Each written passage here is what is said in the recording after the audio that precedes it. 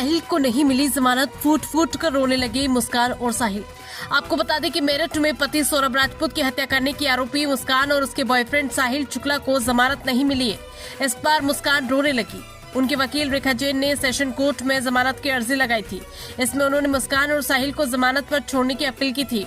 शनिवार को मेरठ की एंटी करप्शन की कोर्ट में सरकारी वकील और सौरभ के वकील के बीच बहस हुई, जिसमें 30 मिनट में दोनों वकीलों ने अपने अपने पक्ष रखे। सौरभ के वकील ने कहा कि साहिल और मुस्कान ने खुद कबूल किया था, उन्होंने ही सौरभ को मारा था। अब जमानत मिलने का तो कोई चांस ही नहीं। कोर्ट ने जमानत अर्जी को खारिज कर दिया। अब सरकारी वकील के सामने हाईकोर्ट जाने का ऑप्शन है।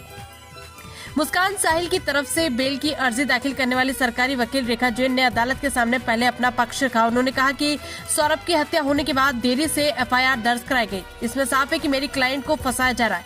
उन्होंने कहा कि 5 मार्च से 18 मार्च तक सौरभ लापता था। उनकी अपने परिवार से बातचीत भी नहीं हो रही थी। तब मेरा सौरभ के परिवार से 3 सवाल है। पहले, उनके भाई ने किसी थाने में मिसिंग कंप्लेंट क्यों नहीं फाइल की? दूसरा, परिवार ने सौरभ को क्यों नहीं तलाश किया?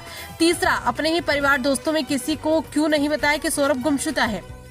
उन्होंने ये भी कहा कि 18 मार्च को मुस्कान की बेटी पीहू से बात हुई। वो अपने पापा के बारे में पूछ रही थी। अब भावावेश उन्होंने कुछ बातें ही कही थी, जिसमें सौरभ के वकील ने कहा कि खुद मुस्कान और साहिल ने अपना जुर्म कबूल किया है। उनकी निशानदेही पर ड्रम, लाश, मर्डर वेपन मिले। दोनों के खिलाफ दवा बेचने वाले ड्रम, सीमेंट बेचने वाले ड्रम, उत्तराखंड और हिमाचल के होटल संचालक, कैब ड्राइवर ने बयान दर्ज कराए हैं।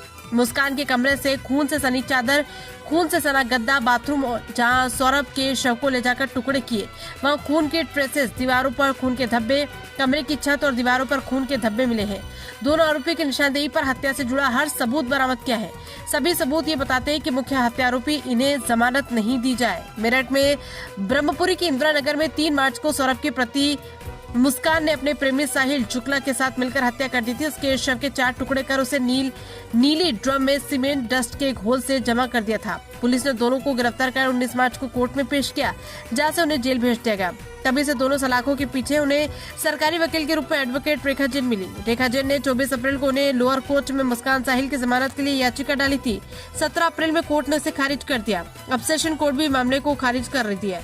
इस पर सुनवाई पहले 1 मई को निर्धारित थी, लेकिन उनके आग्रह पर कोर्ट ने 3 मई का समय निर्धारित किया था।